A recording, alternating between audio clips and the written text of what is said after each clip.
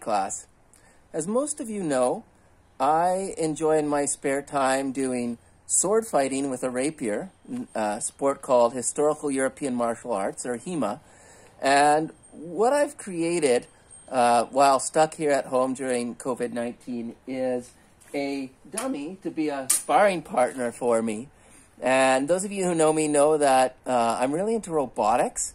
So I wanted to make this guy actually react and do things and have some electronic components.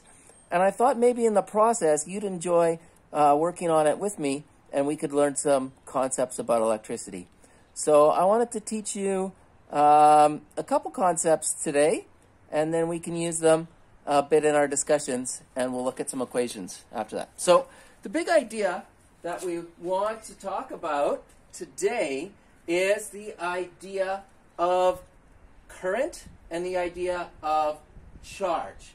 So when we are talking about electricity, we are often talking about charge. Charge is basically a whole bunch of electrons built up in one place. So when you've got this overabundance of electrons in one place, that's charge. And we can think of charge as being like a giant box full of electrons. It's billions and billions and billions of electrons.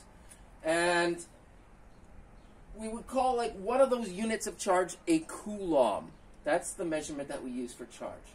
Okay, so 1 coulomb of charge, you can think of it as being 1 box of electrons, okay, or 1 bag of electrons, or 1 hit. Oh, I knocked his head off. Didn't mean to do that. Sorry, HEMAbot.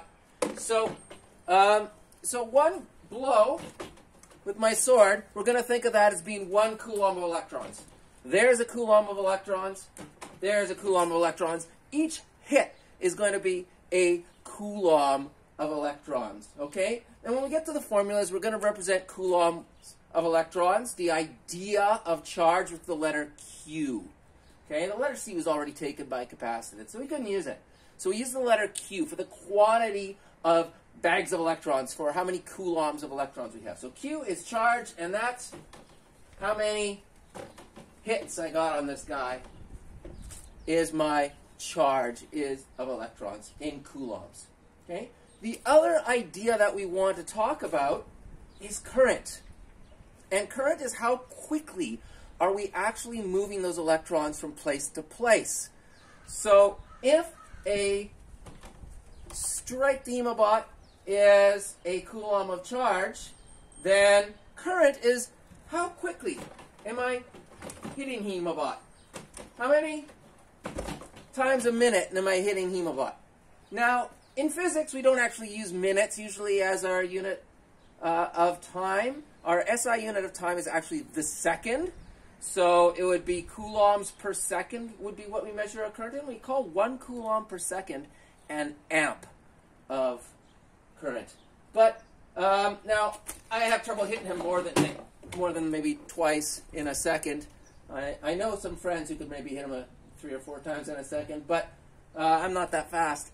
So I mean, when I'm talking about it, we're talking about how many times can I hit him in a minute, right? But just remember that in physics, okay, our standard unit is the second. So how many hits per second can I get? That would be an amp. If I'm getting 1 hit per second, that's 1 amp. Okay? So 1 coulomb per second is 1 amp of current. So those are our general ideas of charge, current, and time. So current is usually represented with the letter I in our formulas, and we'll represent time with a lowercase t. In physics formulas, it actually matters whether we use uppercase or lowercase. Uppercase t is usually temperature, so we'll use a lowercase t for time. So I is current, Q is charge, and T is time. I know they're not obvious, but we are going to have to learn them, so we might as well start with the hard ones now. All right? I, Q, and lowercase t.